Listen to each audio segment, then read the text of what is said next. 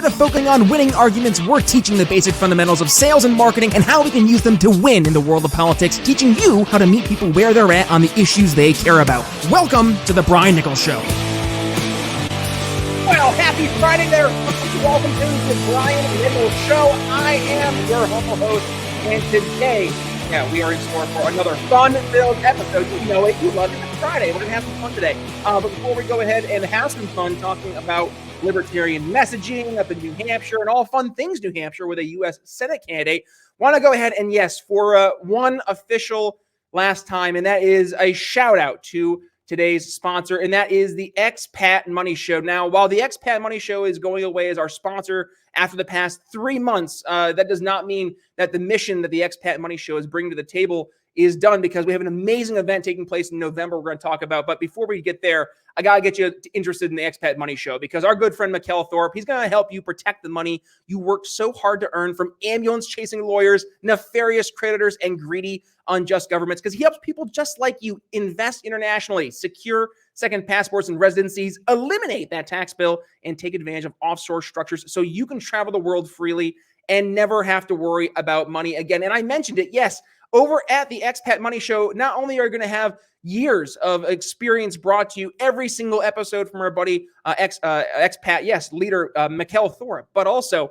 you can head over to briannicholsshow.com/expat. Join Mikkel and amazing speakers across the board in the world of expatriation over at the Expat Money Summit, November 7th through November 11th. 5 days, 30 expert speakers, amongst them the one and only Congressman Ron Paul. And guys, I will be talking about this in depth next month with Mikkel. He's going to be joining us here at the end of September as we get closer to November. But I just got to give you a heads up. There are limited spots for this virtual summit. So please head over to briannicholsshow.com/expat and get your tickets today. All right, folks. So it's Friday. Of course, it would not be a fun Friday without some controversy taking place in the world of libertarian politics. Heck, let's go ahead and talk about it. Joining me on the show today, Jeremy Kauffman. He's joining us from the free state of New Hampshire. Jeremy, welcome to the Brian Nichols Show. It is great to be here. I'm not sure I've had the press talk about me or libertarianism from so many different angles and so many different outlets in 1 week. So, what a week.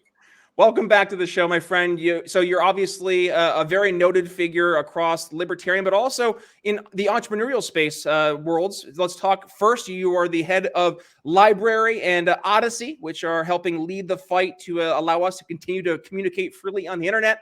And on the political side, not the head of Odyssey currently. I was involved in Odyssey, but I'm not the head of. Just to be clear about that, that's Julian Chandra now. But yes. Yeah. And then on the political side, you are running for U.S. Senate as a big L libertarian up in New Hampshire. Now, we just had Bruce Fenton on the program. He's one of the, I think it was like 9 or so Republicans who are primarying up there. Is it the incumbent that you're currently going? Is he going against? It's someone up there who's basically a rhino, right? No, it's a Democrat. Oh, shoot. Really? Who's the Democrat? I forget. Maggie Hassan. Oh, I thought she was a Republican. Well, I mean, that wasn't a joke, by the way. Yeah, no, no. Well, it's funny because she is like one of the more centrist Democrats. I mean, Democrats still vote with Democrats at the end of the day. So she's certainly. I'm not trying to say she's any way good. They're all terrible. But she is like she went down and did a border wall ad. To tell you about where she's at in terms of how she thinks she can win this election. She could have just gone up to the Canadian border and had fun up there, but then she'd just be stopping drug smugglers and Putin.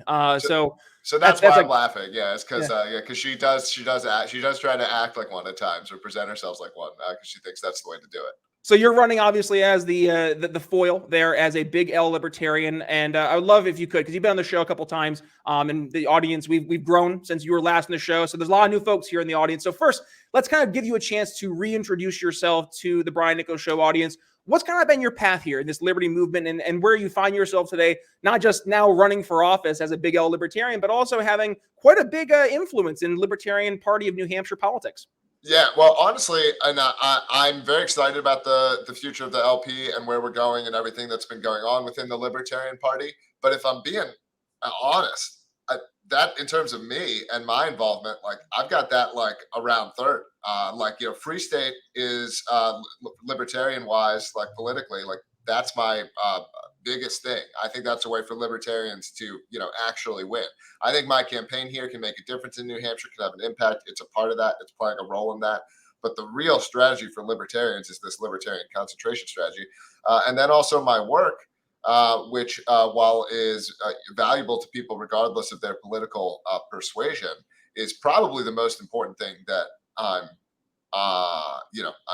doing. So in the that's still somehow, in that libertarian sphere, right? That's not like my personal life. I think that, there's a lot of attention paid. There's a lot of this drama around various Libertarian Party, messaging stuff. But if you're a libertarian, right? If you're in the Libertarian Party, like the things that I've been doing with my work, that's a real libertarian effort, right? That's helping keep people online at a time when even our heroes, Ron Paul, Tom Woods, people that were adjacent but putting out a message. Dr. Robert Malone, Brett Weinstein. These were all these people were getting censored. We were the people who were helping keep these people online and available. And the press paints me and the company as extremists for doing it. I mean, it's upside down. But this is something. Some of the messaging stuff can be divisive. I mean, this is something that should be universal, right? Like this isn't something that libertarians should be divided on. That this is a good thing. That these people are allowed to be, out there and still speaking and communicating.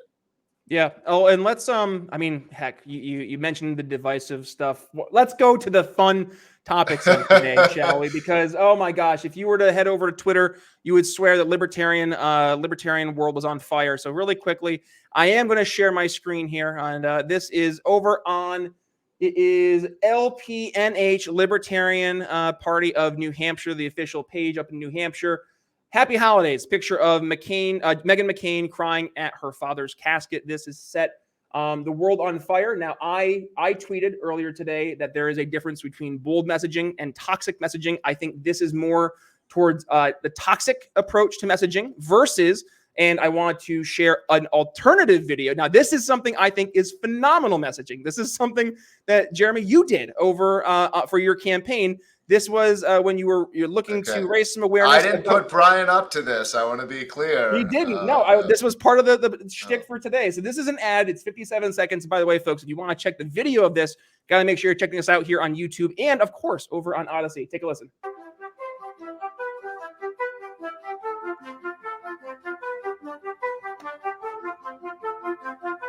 They say to dress for the job you want, not the job you have. And I want to become a lizard person. I would like to rule you. I'd like to lie to your face and then do something else because it benefits me. I would like to be as corrupt as possible. I would like to enrich myself and then tell you it's for your own benefit.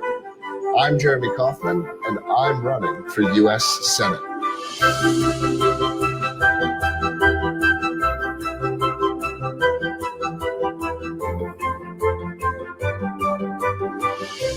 I'm serious.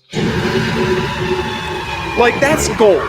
That's absolute gold. And the reason I wanted to show that as a foil is because what that ad did is it made me smile. It made me laugh. It made me feel good. It made me really laugh at the ridiculousness of you dressing in a lizard costume, but identifying the reality of, there are people in DC who could not give a crap about you, and you're doing it so tongue-in-cheek versus what just felt as an obvious approach to just toss bombs, ruffle some feathers, and make people upset, cause some strife in the ranks. And I don't find that to be maybe as successful. So Jeremy, talk to me. We have two different approaches to marketing here. What's what your gut telling you for maybe a better approach? Well, so thank you. And I don't mean to immediately jump to a tangent, but or beat a horse, but just to show how the press will cover libertarians when in this Reuters article, which front page of Reuters, they described that ad as a bizarre ad that appeared to endorse a conspiracy theory. And all they did was put a picture of it, right? They didn't let you play it and decide for yourself, right? They said that Kauffman appeared in a bizarre ad that referenced a conspiracy theory Right. So And it was a bizarre ad. If we're going to give okay, them all right, okay, fair. but fine. But like the But it point was is fun. that the way that they talked about it, right? Yes. Like they talked about it in a way that was basically like, discouraging you from even interacting with It's it. not worth the time of day to even watch. Yeah. Now, look, I agree with you, of course. I think it's funny. I think it's a great ad. I think a lot of people get it, and I think it's and I think it's a message that can work. What I'll say is that like we're a small team of people here in the Libertarian Party of New Hampshire. It's a team of people. It's a team of people that work on the ads. It's a team of people that do the tweets. It's not all the same people, but there's a bunch of us that are involved here. But like it's a pretty improvisational kind of thing, and this is all that we have. Because we're not going to get the press, to give us any kind of fair shake. We don't have the money to flood, the market with ads. Social media is our best chance to get the message out there in an effective way. Effective in terms of like accomplishable with the resources that we have. But I think that like we do, let's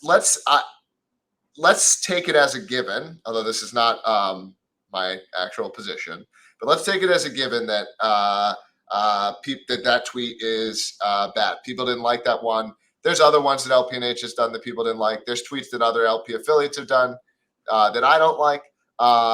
There's LPNH tweets that other people at LPNH have done that I don't love, if I'm being completely honest about it. But let's talk about this kind of thing, because how do we deal with this? Because the idea that there's any kinds of rules in terms of how this outrage works, that it's not selective and not politically motivated, like is obviously completely fake, right?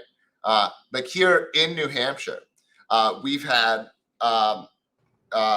Democrats, literally elected Democrats, say absolutely insane stuff, like in extermination type, type language that were I'm trying to remember some of the exact phrasing that they've used, but stuff that you couldn't say about literally anyone or any group, encouraging violence, encouraging things that are like insane, right?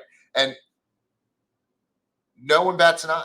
No one's going to pay attention to it. So it's not like there's any kind of consistent principle here. It's used in a one way kind of street, and I don't believe that this sort of like these people taking offense in this way. I don't believe that there's actually some substantial contingent of these people who are out there like gasping like, oh, I'm never going to vote libertarian now. I don't believe that those people were going to be. So I think that there's going to be some misses the way that we've got to do this kind of thing, which is this bottom up experimental messaging, trying to figure out what can go viral on social media. So we've got to have a way of dealing with this and being like, well, that one wasn't the greatest, but like it's every message put out by every affiliate or put out by every libertarian or every candidate running for office. Like we obviously can't all be responsible for everything that every other candidate or affiliate says. And this one is not some kind of universal principle that you can't mock people who are dead. People mock people who are dead all the time. I believe that this image has been tweeted multiple times in the past, not even by LPNH, but by other groups or other things, and it never generated this kind of controversy before. So I think it's all kind of fake, to be honest. Oh, okay. I was waiting to see if you were done. So I guess my 2 cents. I don't feel it like what. Let me give my opinion by asking a question. What was the goal of this tweet? and I know you weren't the author for this, but like if we were to ask just across the board, like before we hit the send button, what is the goal to go viral because we're causing outrage, or is it to actually change people's hearts and minds? Like, it's one thing to show the impacts of a McCain blood-soaked foreign policy and to go after that, I think 100%, but I don't find this to be as effective in accomplishing the goal of getting more people on our side. So I guess going back to my question, like, what was the goal? Was the goal to ruffle feathers, or to actually get people to be like, maybe I should consider libertarian non-interventionist foreign policy? You know what I mean? Yeah, well, to be clear, I have no comment on whether or not I did the actual tweet. LPNH's stance is that we're not disclosing or talking about that kind of thing. But the in terms of why you're doing these kinds of things, I think, well, with ones that are in this category, right? I think you are trying to skirt a line with a message that a lot of people would actually agree with, which in this case, I suppose, would be something like these people are like horrible and evil, and it's okay to, like mock them and laugh at them and treat them with absolutely no respect, whatsoever. That they're, and you're having that be, part of your brand. You're saying that's what you would stand for, and hoping that that's something that other people agree with. Like, it's like if you can laugh and mock at bin Laden, or look at how people laughed when Margaret Thatcher died. If you want an example of how people will treat just like a fairly mainstream conservative figure. If this is it's, you can say that it's macabre or whatever, but it happens all the time. It's very normal. And so, like, to me, these people, I also think, I will say, and this was perhaps a miss, like, I don't think that tweet was intended to specifically be making fun of Meghan. I mean, I can't speak to the mind or intent behind it or whatever. So I think I'm not certain about that.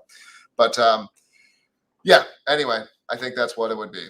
And I hate that we're having this conversation, frankly. Yeah. Like, I wish that we could be focusing on, like, hey, here's the amazing things that libertarians are doing for the state of New Hampshire, for the state of Indiana, and just talk about that stuff versus like a controversial tweet. Like, I think if we were able to avoid a lot of our own self-inflicted injuries, we would find not only more success, but I think we'd also find it easier to build coalitions on some of the most important things. And I mean, let's use an example, right? Corey DeAngelis is going around the country right now helping get people aware about school choice.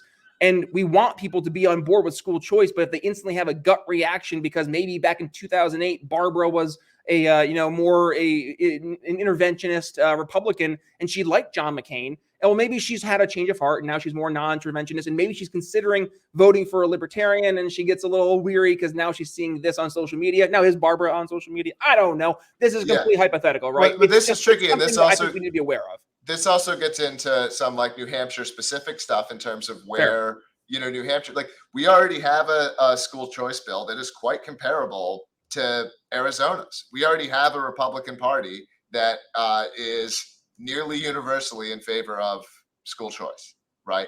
So, like, the actual libertarian position on schools would be, either at a minimum, don't fund them above the municipal level. Either abolish them entirely, or certainly no funding above the municipal level, right? Like, why is one city paying for another city's schooling via this higher level state mechanism?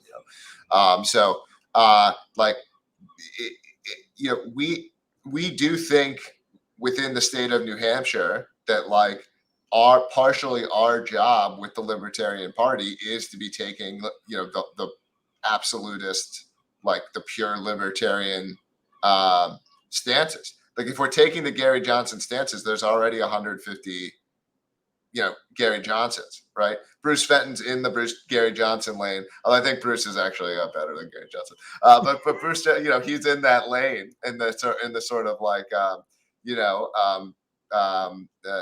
kind of thing, right? So it's like, what's the Libertarian Party of New Hampshire, doing? And I think one of the roles we can play within the state sort of political ecosystem is being the most libertarian, voice. Which I'm not saying that tweet necessarily served the purpose of or whatever, but in terms of this sort of how there's all this political stuff playing out. I see that as part of the role the Libertarian Party of New Hampshire plays is to be this like very loud libertarian voice.